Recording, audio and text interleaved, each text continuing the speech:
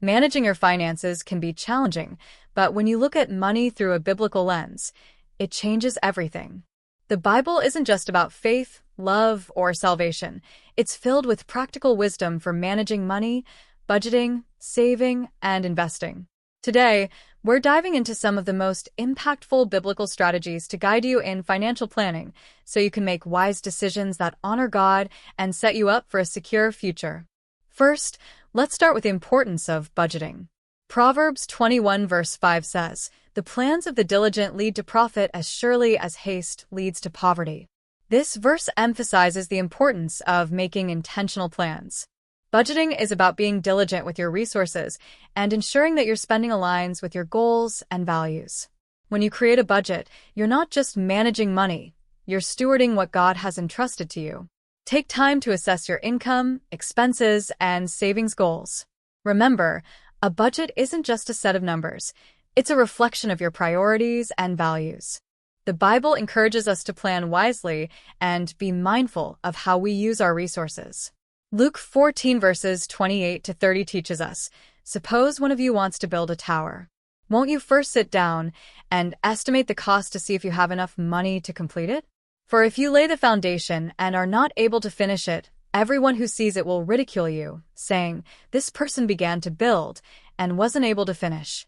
This parable highlights the importance of thoughtful planning before taking on any financial commitment. Next, let's talk about saving. Proverbs 6 verses 6 to 8 gives us insight into the wisdom of saving. "Go to the ant, you sluggard. Consider its ways and be wise. It has no commander, no overseer or ruler, yet it stores its provisions in summer and gathers its food at harvest." The ant's diligence in preparing for the future teaches us that saving is not only wise but necessary. You don't need a big income to start saving. It's the discipline of saving consistently, even in small amounts, that pays off in the long run. Another essential verse about saving is Proverbs 13 verse 11, which says, "Dishonest money dwindles away, but whoever gathers money little by little makes it grow." The key here is steady, consistent saving.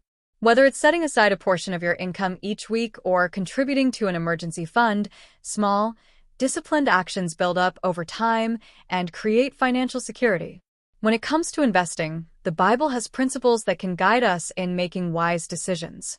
Ecclesiastes 11 verse 2 states, "Invest in 7 ventures. Yes, in 8. You do not know what disaster may come upon the land." This verse reminds us that diversification is a biblical strategy. Spreading your investments across different areas helps mitigate risk. It's important to understand that investing isn't about getting rich quickly. It's about growing what you've been given and using it responsibly. Proverbs 31 verse 16 also highlights investing as part of being a wise steward. It says, "She considers a field and buys it. Out of her earnings she plants a vineyard." This verse speaks to making thoughtful investments that will provide long-term benefits and build wealth. Now, you might be wondering how to balance these strategies in real life. Here's an actionable approach. Start by creating a budget that aligns with your goals. As you budget, set aside a portion of your income for savings and emergencies. Once you have an emergency fund in place, start looking into ways to invest, whether that's through stocks, real estate, or mutual funds. Remember, the Bible encourages us to seek wise counsel. Proverbs 15 verse 22 says, "Plans fail for lack of counsel, but with many advisors, they succeed." Don't be afraid to reach out to financial advisors or mentors who can help you navigate your financial planning journey. Finally, remember that financial planning is not just about numbers, it's about perspective. In 1 Timothy 6 verses 17 to 19, Paul writes, "Command those who are rich in this present world not to be arrogant nor to put their hope in wealth, which is so uncertain, but to put their hope in God, who richly provides us with everything for our enjoyment. Command them to do good, to be rich in good deeds, and to be generous and willing to share. In this way, they will lay up treasure for themselves as a firm foundation for the coming age, so that they may take hold of the life that is truly life." This reminds us that wealth is not just for us, it's a tool to bless others and make a positive impact in the world.